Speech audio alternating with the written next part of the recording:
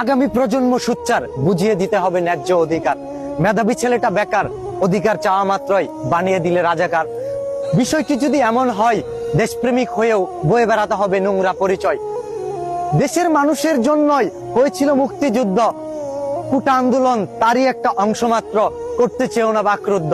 দেশের মানুষের জন্যই মুক্তিযোদ্ধারা করলো লড়াই, কোটা দিয়ে আম পেড়ে খেলো, নাতি নাতনিরা করলো লড়াই।